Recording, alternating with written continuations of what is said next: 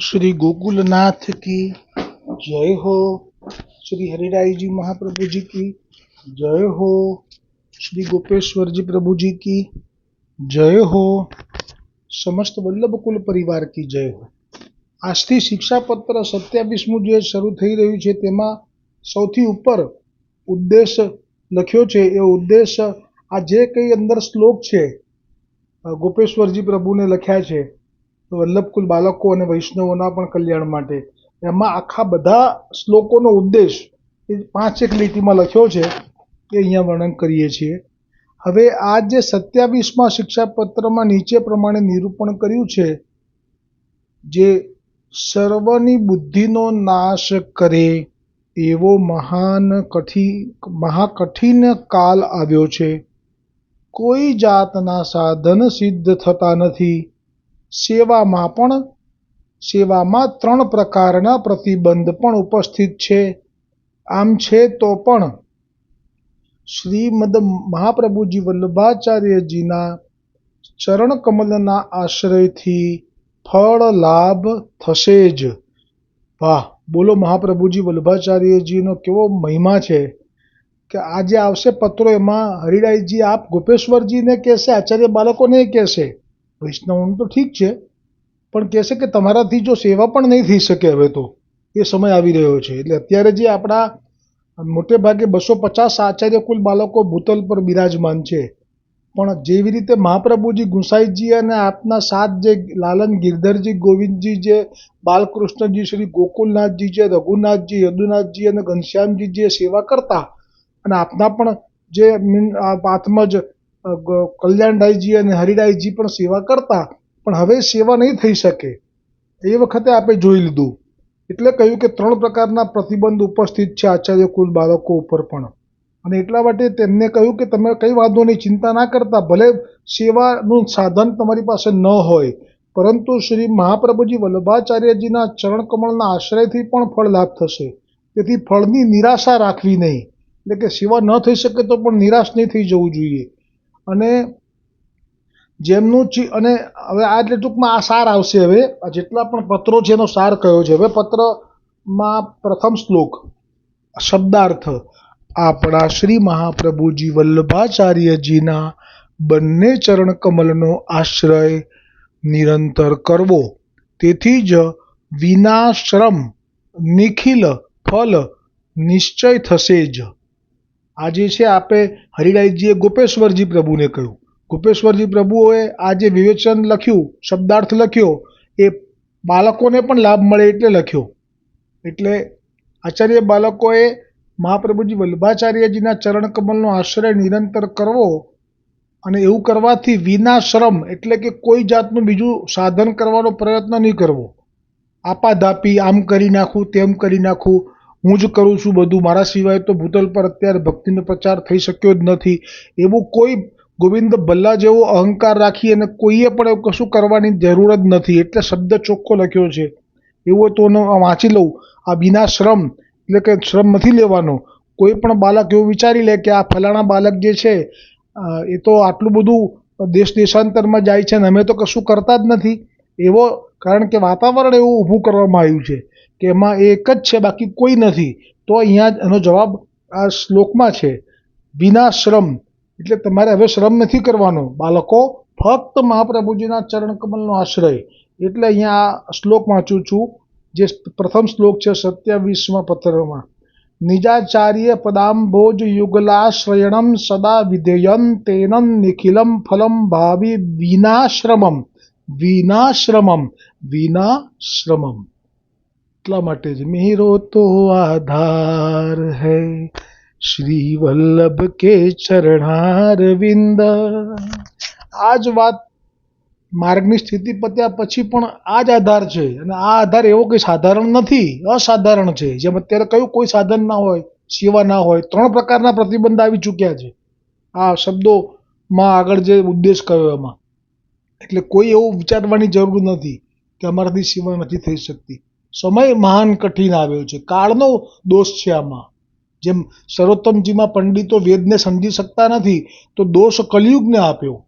અહીંયા પણ કાલને દોષ આપ્યો છે એટલા માટે તો હવે વિવેચનમાં કહે છે કે પુષ્ટિ માર્ગીય આચાર્ય બાલકે અને વૈષ્ણવે મહાપ્રભુજી વલ્લભાચાર્યજીના બંને ચરણ કમલનો આશ્રય નિરંતર કરવો, તેથી જ તે વૈષ્ણવને નિખિલ ફલ શ્રમ વિના સિદ્ધ થાય છે. સાધન વિના શ્રી પ્રભુ કૃપાથી સકલ ફલ સિદ્ધ થાય છે.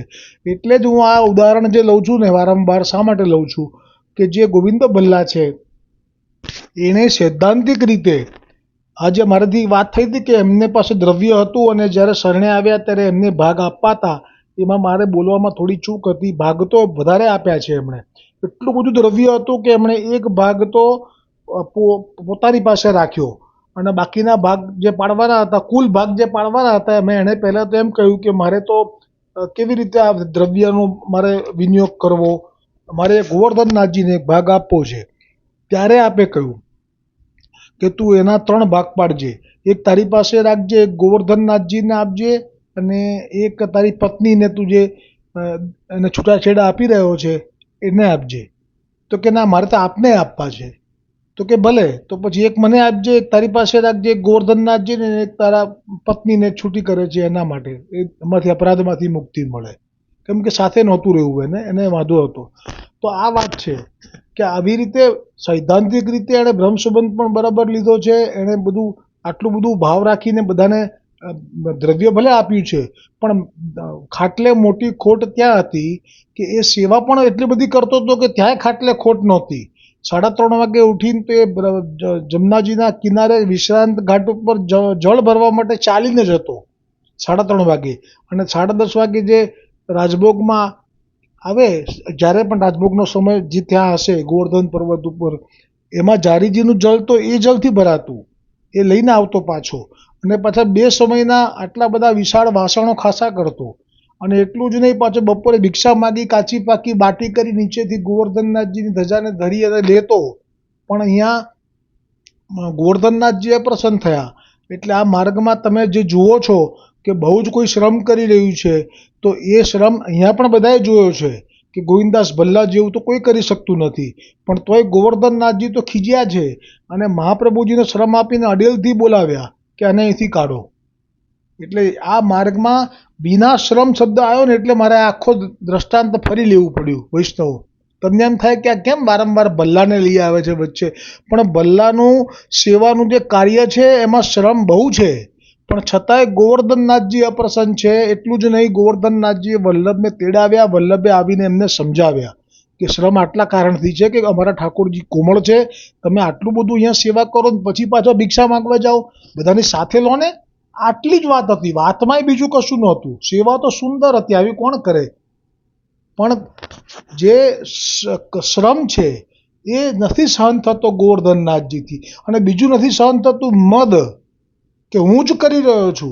અરે હું ના કરું તો આમાં સવારના આવી રીતે વિશ્રાંત ઘાટનું જમના જલ પણ ના આવે, અને આ બધા વાસણ કોણ ખાસા કરશે, અને કરશે તો એ તો પછી અહીંયા ખાશે એટલે તો દેવદ્રવ્ય ખાઈને કર્યું કહેવાય.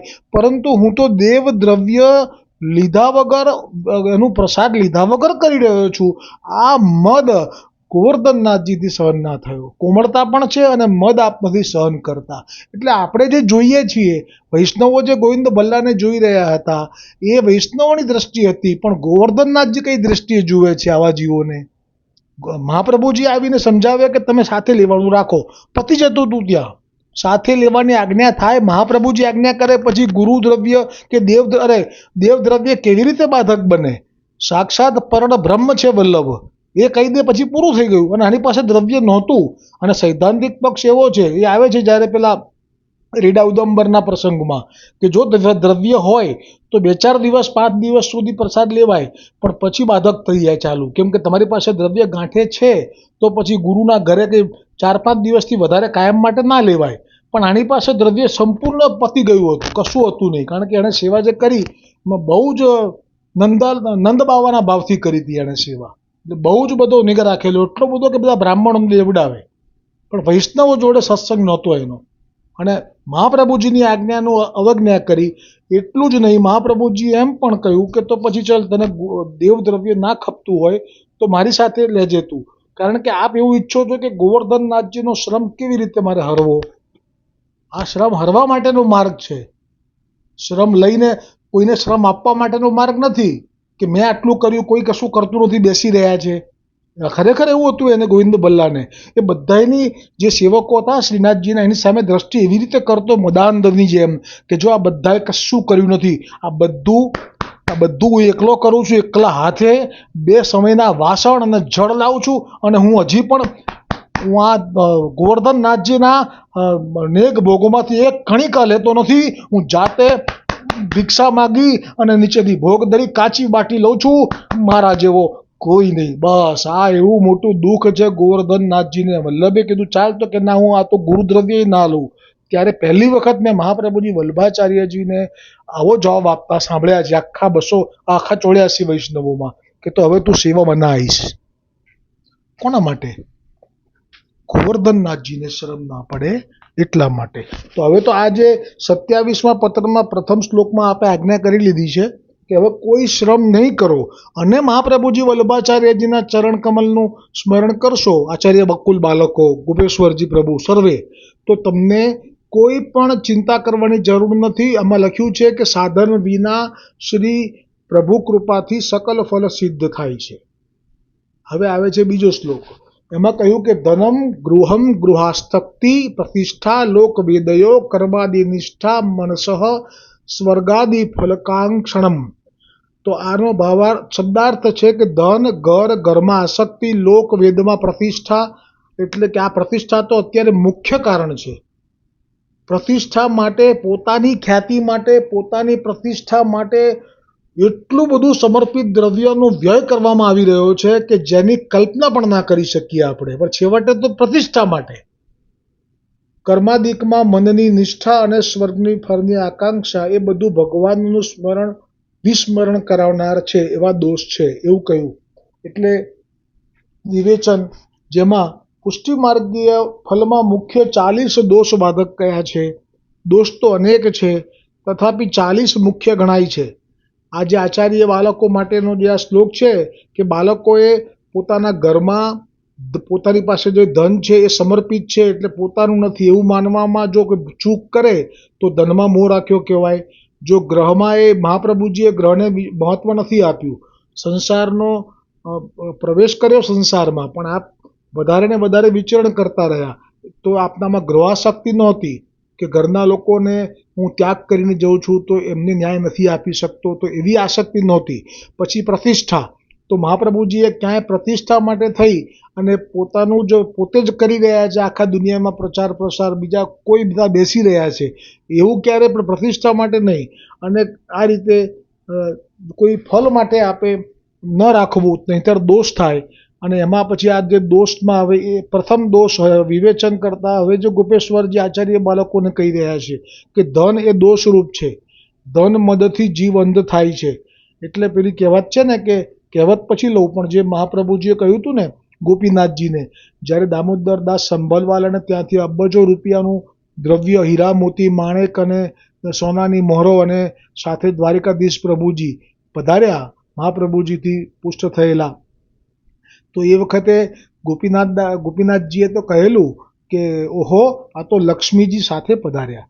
તો લક્ષ્મીજીના ઉપર ભાર આપ્યો તો મહાપ્રભુજીની અપ્રસન્નતા થઈ ગઈ. મહાપ્રભુજીએ એ વખતે કઠોર વચન પ્રકટ કરી દીધા કે તમે સમર્પિત દ્રવ્ય, ગોવર્ધનનાથજીને સમર્પિત થઈ ગયું, જે દ્રવ્ય માટેનો જો ભાવ કરશો આવો કોઈ પણ, તો તમારો વંશ સમાપ્ત થઈ જશે. તમારો એટલે આચાર્ય બધા બાળકો ઉપર આપની આજ્ઞા છે આ. એટલે જે એક ધોળપણ છે આના માટે, તો કે અલ્યા માયા નથી તારા બાપની રે લોલ, અલ્યા માયા નથી તારા બાપની રે લોલ, એ તો નાખે નરકની ખાણ જો, ચેતી જાને રે હો જીવડા, ચેત્યા એ તો બન્યા છે દીવડા. એટલે ધનને દોષરૂપી કીધો. અને ધન મદથી અંધ થવાય છે, અને એ કશાને ગણતા નથી પછી. અને એ દોષ નિવૃત્ત કરવા ધનને પ્રભુમાં નિવેદિત કરી લેવું, ભગવદ સેવામાં જ ધનનો વિનિયોગ કરવો. કોઈ આમાં દાન પુણ્ય કરવાનું નથી કીધું. ધનનો ઉપયોગ કરવો છે બ્રહ્મ સંબંધ થયા પછી તો જરૂર કરી શકાય. ક્યાં કરી શકાય એ અહીંયા બતાવે છે હરિરાયજી મહાપ્રભુજીની કૃપાથી ગોપેશ્વરજી પ્રભુ, કે ભગવદ સેવામાં એ ધનનો વિનિયોગ કરવો, જો આ દોષમાંથી બચવું હોય તો ભગવદ સેવામાં દ્રવ્યોનો વિનિયોગ કરનારને પ્રભુ પોતાનો દાસ ગણી લે છે. એટલે જેમ માધવદાસને એવો નિયમ હતો કે જ્યારે પણ અધિક માસ આવે, સૌરાષ્ટ્રના હતા એ, તો અધિક માસ આવે તો બધાએ વૈષ્ણવોને મનોરથ કરીને લઈ જાય સાથે અને ત્યાં પ્રસાદ લેવડાવીને 1 મહિનો રાખે. આવી રીતે હોય કે વૈષ્ણવો માટે વિનિયોગ થાય, નહીં કે કોઈ દાન પુણ્યમાં. પછી બીજું કયું ગૃહ, એ બીજો દોષ છે કે આ ઘર મારું છે, આ મેં કરાવ્યું છે અને આ મને મારા પૂર્વજો તરફથી ભાગમાં આવેલું છે, આ બધું લખ્યું જો અહીંયા ગોપેશ્વરજી પ્રભુએ. એવી મમત્વ બુદ્ધિ કરાવનાર ઘર છે. એટલે તેથી એ ઘર પરની બાધકરૂપ મમતાનો ત્યાગ કરવો. એટલે ધોળમાં બીજી ટૂંકમાં આ જ કહ્યું છે કે અલ્યા મમતા બંધનની બેડીઓ રે લોલ, અલ્યા મમતા બંધનની બેડીઓ રે લોલ, એ તો વચ્ચે ડૂબાડે વાણજો, ચેતી જાને રે હો જીવડા. પછી આવે છે ઘરમાં આસક્તિ. અષ્ટપ્રહર ઘરના કાર્યમાં જ રહેવું અને ઘરની બહાર ન નીકળવું અને આજે આ કરવું છે, કાલે આ કરવું છે, આમ કરીને ઘરના જ કામમાં આસક્તિ જો થઈ જાય છે તો એ ચિત્તની વ્યગ્રતા બાધક છે. પછી કહ્યું લોક અને વેદમાં પ્રતિષ્ઠા, એટલે કે હું આટલું કાર્ય કરીશ તો મારી પ્રતિષ્ઠા વધશે, મારી ખ્યાતિ વધશે, લોકો મારી જ જય કરશે, જય જયકાર કરશે. તેવી રીતે જ્યારે કોઈ કાર્ય કરવા લાગી જાય છે તો એ પણ બાધક છે. આ રીતે આજે અહીંયા આ 2 શ્લોક એનો સત્સંગ આપણે વૈષ્ણવને પણ લાગુ પડે છે, પણ મુખ્યત્વે આચાર્ય બાળકો માટે. ગોપેશ્વરજી પ્રભુને પત્રો લખ્યા છે ને એટલે જો વૈષ્ણવ કોઈ હોત ને અને એના માટે લખ્યા હોત ને તો પછી આ આચાર્ય બાળકો માટે ના કહેવાય. બોલો શ્રી ગોકુલનાથ કી જય હો, શ્રી હરિરાયજી મહાપ્રભુજી की जय हो, श्री गोपेश्वरजी प्रभु जी की जय हो, समस्त वल्लभ कुल परिवार की जय हो.